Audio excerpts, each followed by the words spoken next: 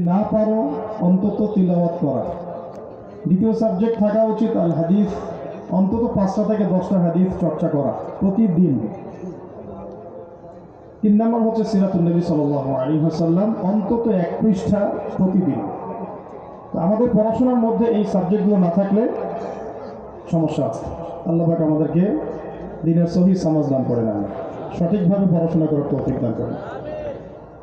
এখন আমাকে আগে প্রতিশ্রুতি দিতে হবে যে আগামী 1 মাসের মধ্যে অন্তত 3টা সিরাতের কিতাব পড়ে শেষ করবেন আপনারা।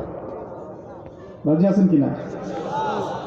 দেখেন, আমি এই গদবাঁধা আলোচনা করতে পারি না, কিছু কথা হয়তো কাঠকোট্টা মনে হতে পারে, কিন্তু ইনশাআল্লাহ আপনাকে সারা জীবনে এই কথাগুলো কিছুটা হলেও উপকৃত করবে ইনশাআল্লাহ। তার মধ্যে একটা হচ্ছে যে আবেগ দিয়ে দিন প্রতিষ্ঠা করা সম্ভব নয়।